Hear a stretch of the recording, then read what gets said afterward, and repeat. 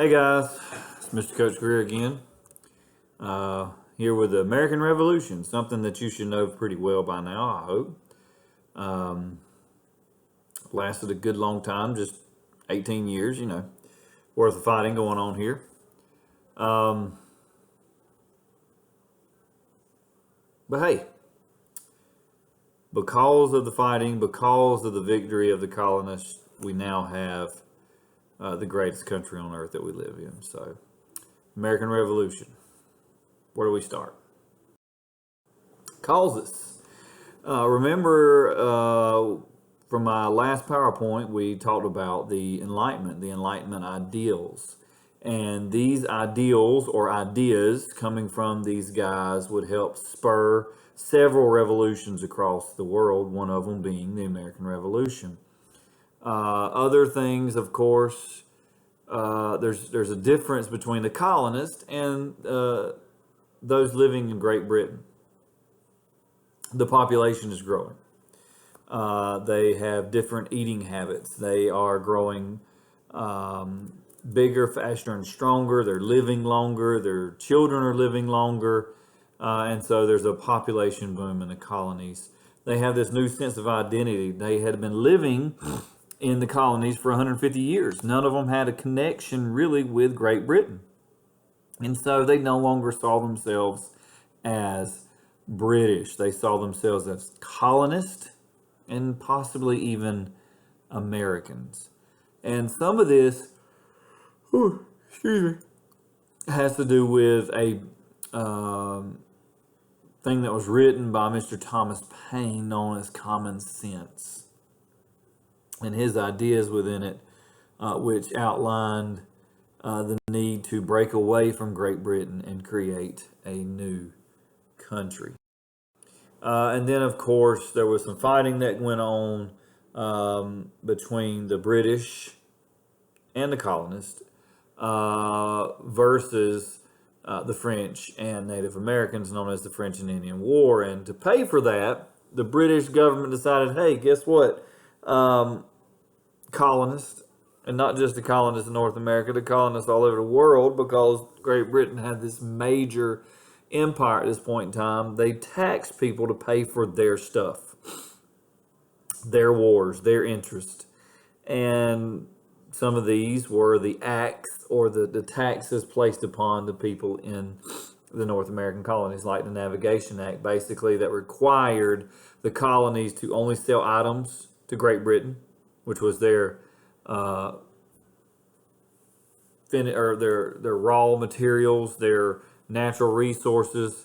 So they would basically take those raw materials, take them back to Great Britain, create a finished product, and then send it back to sell to the colonists at a higher price with the higher tax on imported goods. And they couldn't have created it without the raw materials. Excuse me. Without the raw materials from the New World. So Great Britain was ripping the colonists off. Stamp Act, basically, this was the first tax that the colonists had to pay directly to the British government for the first time. Any legal documents that a colonist needed, whether it be a birth certificate or a land deed or a deed to open a business or whatever, they had to pay a tax on it, and the colonists were not happy about it. Another tax that they were not happy about, the tea tax, of course, something that the American colonists never really had great fondness for when it come to things like tea, like the British did. The British had their own time set aside even today for tea, but the colonists, tea was good, but it wasn't that great. But they still weren't going to pay a tax on it. And so what they do, they protested with the Boston Tea Party. They got on some ships, dressed up like Native Americans, and threw about $2 million worth of tea into the Boston Harbor. Because of that, Boston Harbor was shut down. We'll talk about that later. Broken social contract. Remember Mr. Rousseau saying that that people had the right to come together and form their own government in order to rule themselves.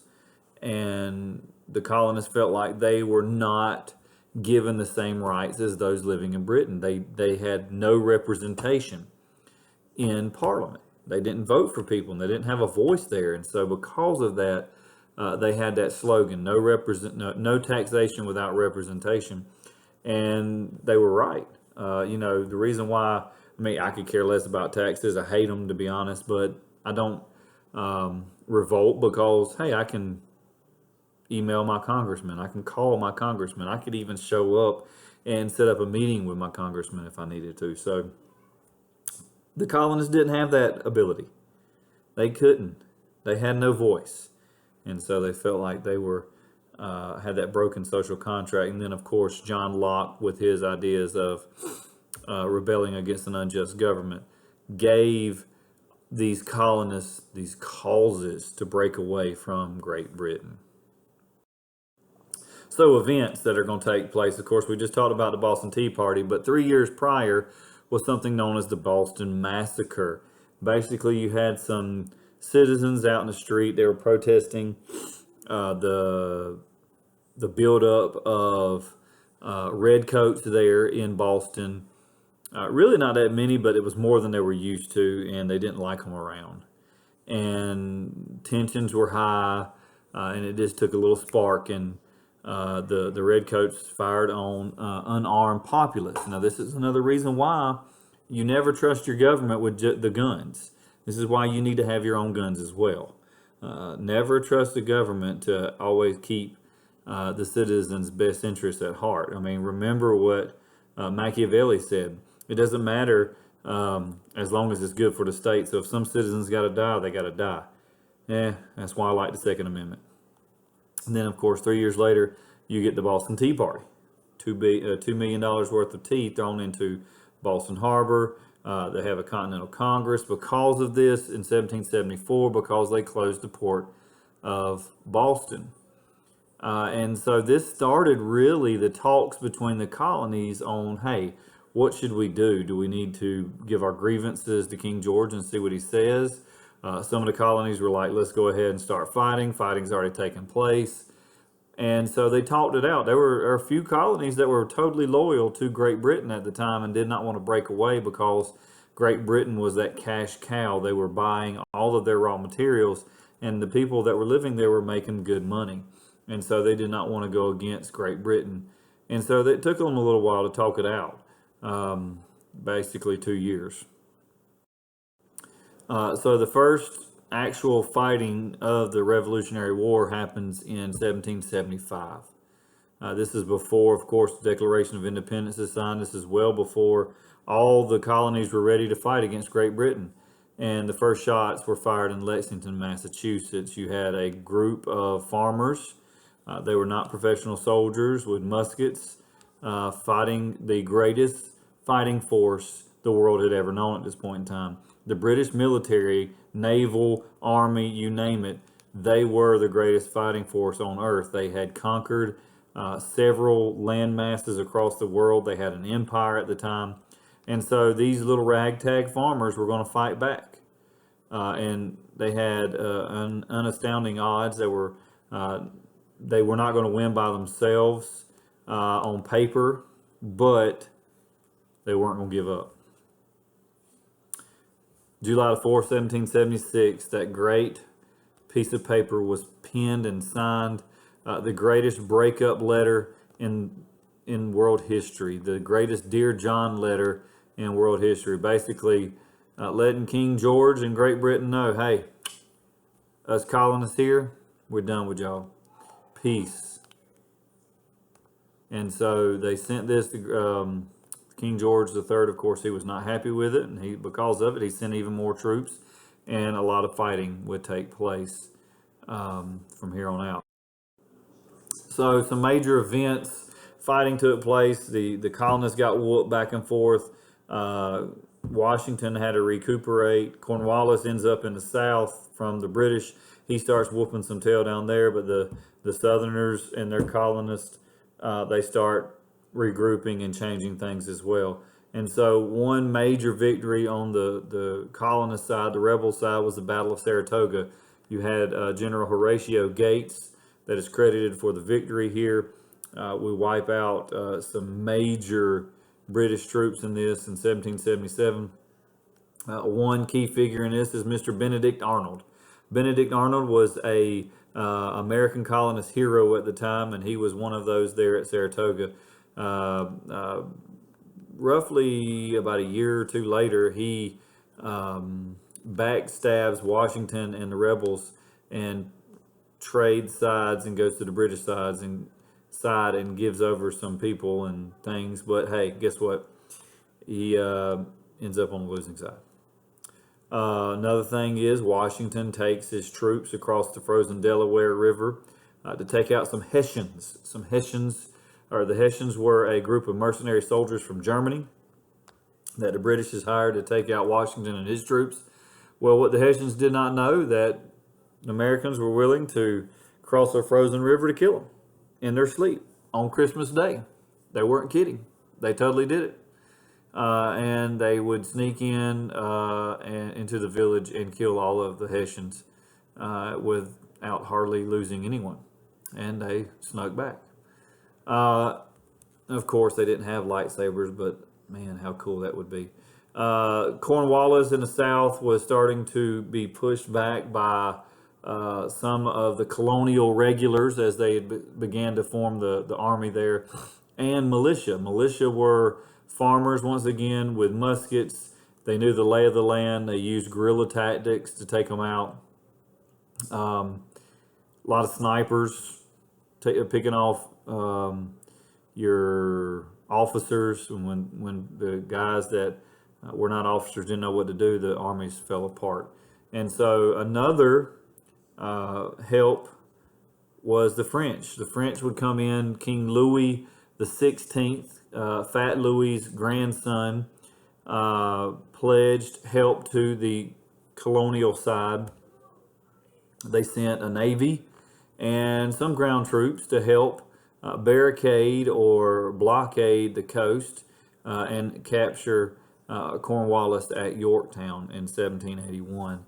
And then the Treaty of Paris would be signed September 1783, which would officially break the colonists away from Great Britain and would create the United States. Now, of course, that would not really become the United States until sometime later, once they had ratified the Constitution. Remember, we had another Constitution before the Constitution we have now, the Articles of Confederation. And so we weren't technically the United States just yet, but we were slowly becoming that. But we were no longer colonies of Great Britain. So, effects, the results. We are successful. We win independence from Great Britain. We form a republic, and that's very key, guys. When people try to say that we're a democracy or we have a democracy, we have a type of democracy. It's more or less, actually, it has other things within it. It's a mixture of democracy and monarchy and aristocracy, but it's a republic is really what it is. Basically, a republic is where we vote for people to represent us, but also our rights are protected by the Bill of Rights, and that means the majority can't go and vote our rights away. And so just like that little meme there on the right says with Benjamin Franklin, democracy is two wolves and a sheep voting on what to have for lunch. Now, of course, what would the two wolves vote for to have for lunch? That sheep. Liberty, or a republic, is a well-armed sheep disputing the vote. And so this means the minority always is not always the lesser thing. The minority doesn't always have the rule over or under the rule of the majority. It means not one person or one group is more powerful than another. That goes back to the checks and balances with Mr. Montesquieu.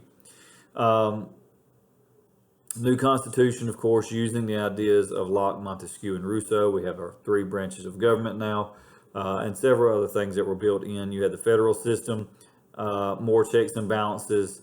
Listen, we did not want another monarchy. We did not want a total aristocracy. We wanted a government of the people, by the people, for the people. Now, of course, was it perfect when it started? No. Is it perfect now? No. Has it gotten better? Yes. Is everybody 100% equal? Well, when it comes to the starting line, I believe so. Now, do some other people have more hurdles to jump over or hoops to jump through? Yes. But that's life. It doesn't matter where you go, that's going to be the case. Bill of Rights. Of course, remember, Bill of Rights does not give us our rights. It protects our basic freedoms and rights, okay? And those are the ideas of Voltaire, Locke, and Rousseau. So just remember that the first 10 amendments of the Constitution, known as the Bill of Rights, is there to protect our rights and freedoms. So, not least, I just want to point this out. Most notable upsets in history, you've got 1990, Buster Douglas would take out Mike Tyson. 92, you've got this major upset in the NCAA March Madness Championship. 1980, United States hockey team defeats the Soviet Union, the first time ever in Olympic hockey. Nobody had been defeating them. They were like juggernauts. 69, apparently, Joe Namath led the Jets to defeat the Colts, and I don't know what Super Bowl that is, but apparently it was huge. But of course, 1776, 13 colonies, mainly with armies made up of militia, farmers, some businessmen with muskets, would defeat the greatest fighting force on earth, Great Britain. There you go, guys. That is the end of the American Revolution. Until next time.